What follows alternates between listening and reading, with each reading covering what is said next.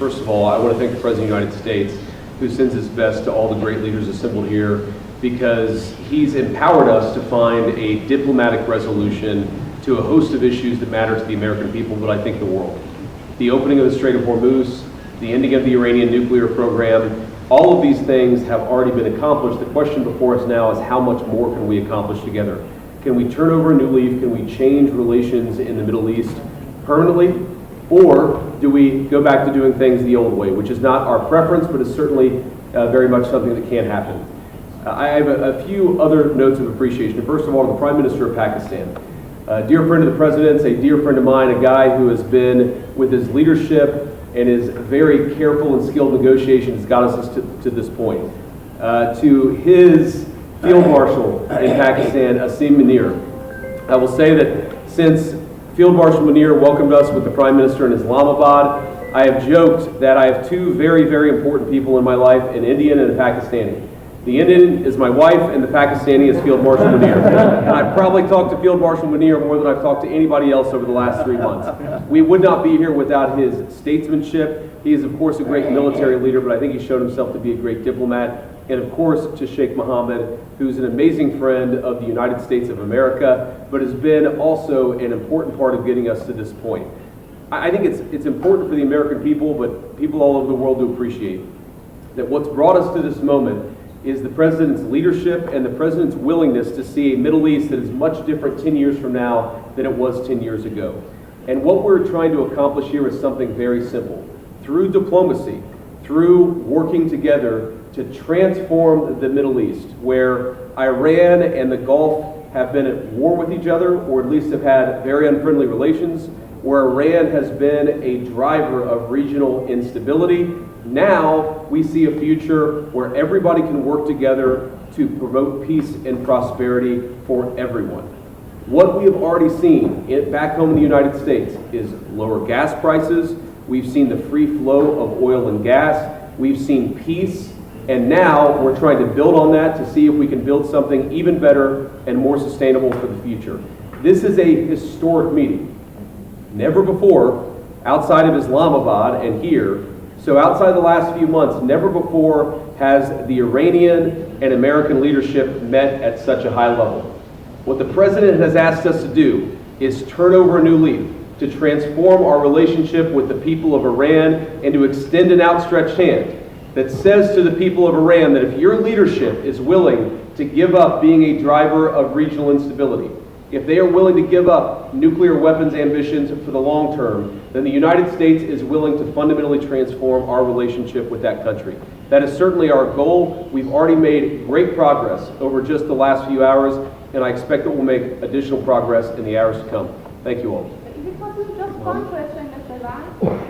The main issue is... Let Sheikh Mohammed speak, please.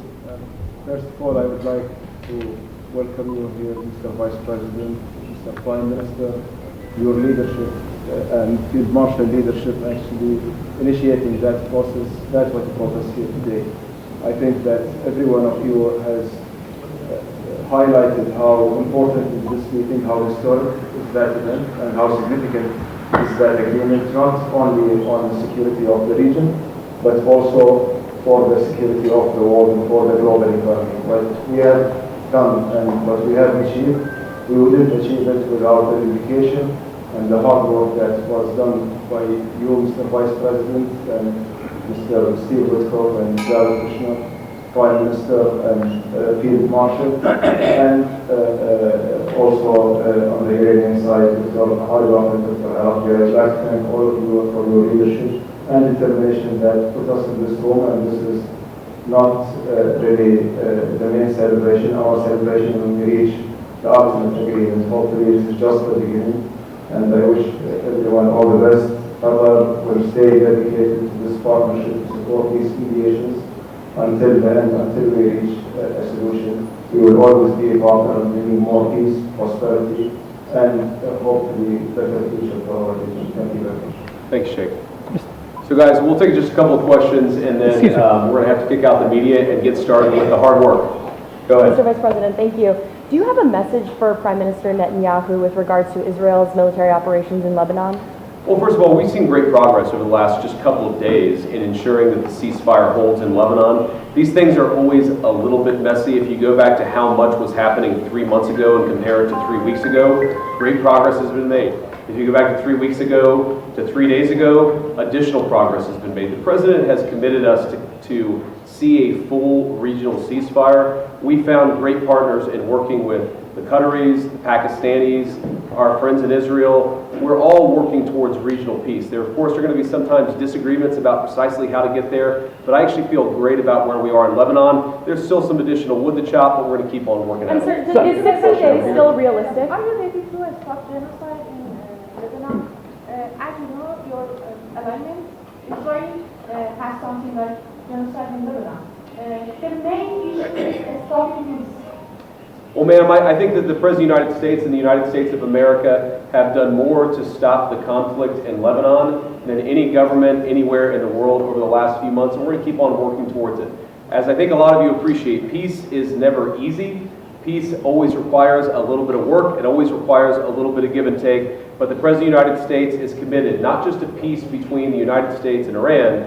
The President is committed to a regional peace, which is why we're here working so hard to settle our issues. The one last comment I want to make is what today really represents is the beginning of a technical negotiation that's not going to solve every disagreement, but is going to allow us to sit together as teams for the first time really in history to figure out what matters most to the respective parties, to settle those issues, to solve those issues, and get to a better tomorrow. The reason why the political leadership of the respective countries is here is because we wanted to, first of all, set up the structure for these technical negotiations, and second of all, make sure that our teams have our full support and know they can always call on us to break through any barriers. We've got a lot of work to do. We're excited to do it. Thank you all for being here. Mr. Vice President, would you expect you to come back to Pakistan? Vice President, would you expect you to come back?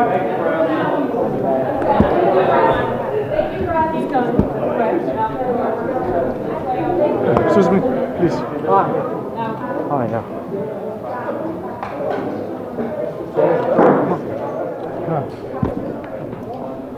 अमरीकी नायब सदर JD Vance ने गुफ्तगू की है। उन्होंने कहा कि वजीर आजम पाकिस्तान सदर ट्रंप और मेरे करीबी दोस्त हैं, और उनकी जानिब से यह भी कहा गया कि वजीर आजम पाकिस्तान और फील्ड मार्शल ने शानदार किरदार अदा किया। उनका किरदार लायक तहसीन है। और इस गुफ्तगू को बराह रास्त सुना है senior anchor person Talat Hussain साहब ने, जो कि वहीं पर मौजूद हैं।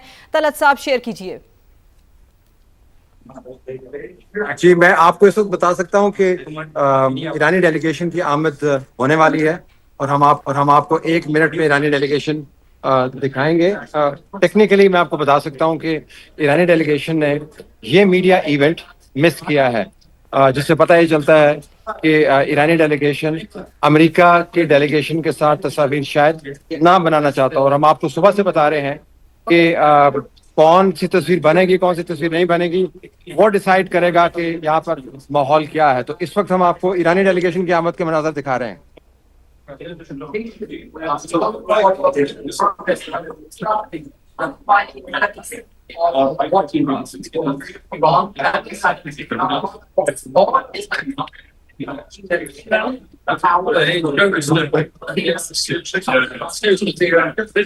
अभी जेडी वेंस ने जो बातचीत की, मैं उसकी आपको कर देता हूँ। वो बुनियादी तौर पे ये कह रहे हैं कि टेक्निकल टीमों की मीटिंग के बाद मामलात खुलकर सामने आएंगे, लेकिन आज उनकी तवक्को है कि बहुत सारे मामलात में पेशरफ्त मुमकिन है। अब हम ईरानी डेलीगेशन की आमद देख रहे हैं।